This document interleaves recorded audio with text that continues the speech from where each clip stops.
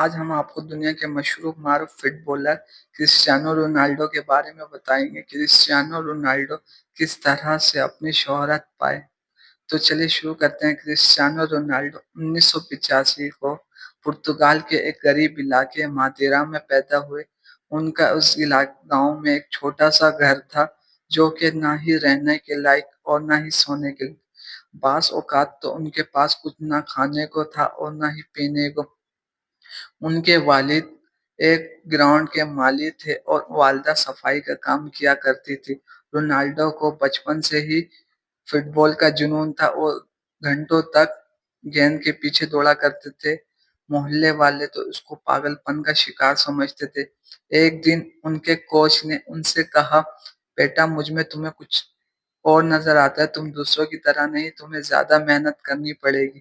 Ronaldo نے اسی دن سے زیادہ محنت شروع کر دی اور اپنے اسکول کے بعد آ کر گھنٹوں پریکٹس کیا کرتے تھے اور سب سے پہلے آتے تھے اور سب سے بعد میں جاتے، گھنٹوں دوڑتے تھے۔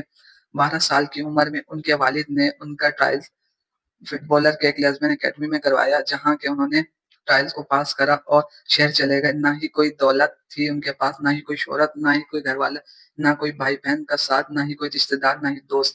بس وہ ایک تنہا بچہ جو کہ اپنے جنون کی خاطر اپنی مشکلات اور پریشانیوں سے لڑتا ہوا اس نے ٹرائلز کو کمپلیٹ کرا اور پرتگال کی اکیڈمی میں چلا گیا، جہاں سے انہوں نے اپنی محنت کو جاری رکھتے ہوئے ریال میڈرڈ میں انتخاب ہوا، جہاں کہ وہ دنیا کے مشہور فٹ بالر کا ریکارڈ بیلن ڈی اور کا حاصل کرا اور سینکڑوں گولز کیے۔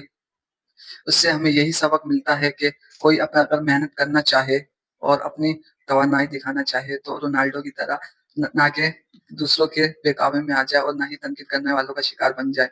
اگر آپ کو کسی کی کچھ کرنے کا جنون چھا جائے تو آپ کر گزرے یہ نہ سوچیں کہ مجھے کیا ہی کچھ دنیا کی نظر میں کہاں پہ پہنچ جاؤں گا اور کیا ہی میں کر سکتا ہوں۔